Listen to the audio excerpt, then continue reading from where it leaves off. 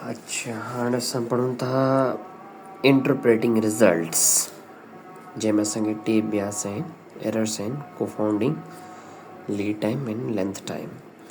असां हिन ते फोकस कयूं था कोफाउंडिंग अभ्यास।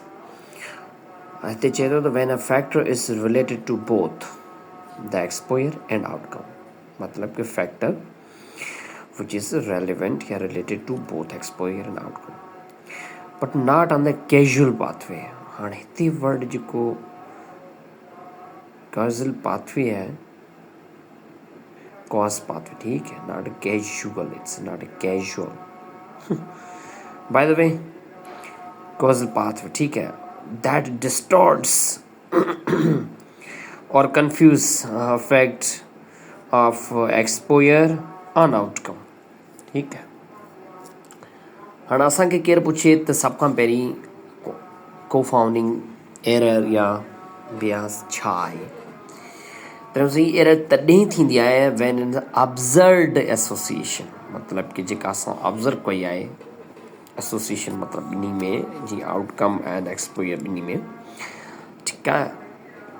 A specific exposure and an outcome is distorted by a third या external variable। हाँ, वर्ड ते वेरिएबल जेका अचे पियो, हाँ वेरिएबल जेका आहे न हिकिड़ी क़िस्म जो, मां सही सम्झाए सघंदुमि स्टैटिक में अहिड़े क़िस्म जो एनी नंबर या any character that is measured या काउंटेड इन स्टैटिक में या एपिडेमोलॉजी या बायोस्टैटिक में काउंट कबो आहे, ठीकु आहे, जेका वेरी थी सघे थो टाइम प्लेस पर्सन जे हिसाब सां या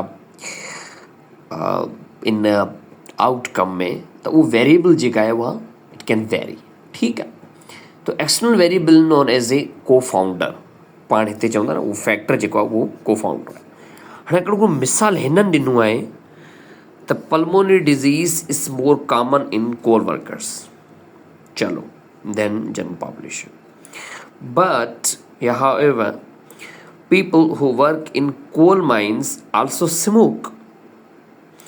फैक्टर अची वियो स्मोक, ठीकु आहे, the factor is related to both pulmonary disease यानी कोल माइन, इनमें स्मोकिंग बि त कराए थो न। हाणे इन जो हिकिड़ो मिसाल वठूं था त जीअं असांखे इहा शइ क्लियर तौर ते सम्झ में अची वञे। मिसाल जे तौर ते हिकिड़ो example of coffee and heart disease, ठीकु आहे।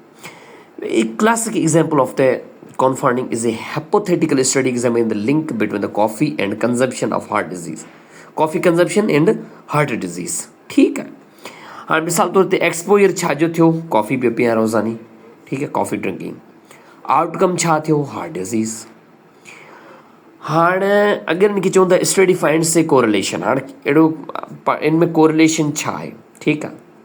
Coffee drinkers have high risk of heart disease, but this observation may be misleading, may be cause error, may be cause अपना co-founding bias error।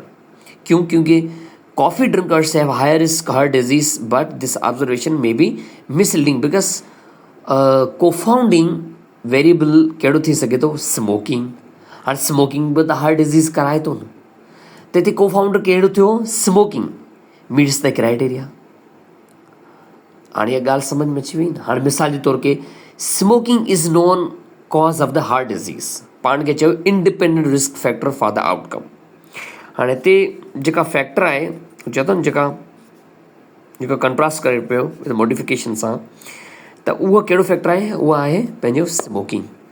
त independent risk factor for the outcome is smoking and associated with the exposure is the people who drink coffee are more likely to also smoke,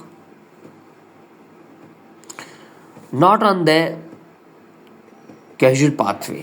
Coffee does not cause smoking, coffee does not cause smoking। त हिते जेका word ही apply थिए पियो, but not on the casual pathway. इन जो मतिलबु हाणे मिसाल जे तौर ते मां तव्हांखे पहिरीं ॾिनो त हिकिड़ो माण्हू कॉफ़ी पी पियो, ठीकु आहे, एक्सपोयर, आउटकम छा आहे, हार्ट डिज़ीज़, पर स्मोकिंग वारनि बि त हार्ट डिज़ीज़ थिए थी, मोर कॉमन देन कॉफ़ी। इन जो मतिलबु इहो थोरी आहे त पीपल जेको कॉफ़ी पीअनि था उहो बि जेको इनसे उन्हनि खे मतिलबु जेके कॉफ़ी जेको इनसे उहो स्मोकिंग कराईंदी, ईंदो कोन्हे, coffee does not cause smoking. हाँ, समझी विया। तो इन जो है not on the casual pathway. तो इहा ॻाल्हि हिते ई थिए थी। If study does not account for smoking it may falsely attribute to high risk of heart disease to coffee consumption. ठीकु आहे, त हाणे इहे शयूं ईअं एरर्स अचनि त असां हिन खे चई छॾींदासीं को फाउंडिंग बियास, जंहिंजो हिननि मिसाल ॾिनो आहे त हाउ टू डिक्रीज़। त असां चवंदा भाई मल्टीपल रिपीटेड स्टडीज़ कयो, ठीकु आहे, and matching patient with similar characters in both treatment and control group. माना हिकिड़ा ट्रीटमेंट एंड कंट्रोल, कंट्रोल मतिलबु अनडिज़ीज़, राइट। त ही स्ट्रेटेजी आहे असां जेको पढ़ूं पिया, दिस इज़ स्ट्रेटेजी की भाई मल्टीपल रिपीटेड सैंपल लियो, स्टडी कयूं ते इहे शयूं जेके घटिजी सघनि। ठीकु आहे, हाणे नेक्स्ट असां वटि आहे लीड टाइम एंड लेंथ, उहो नेक्स्ट में पढ़ूं था।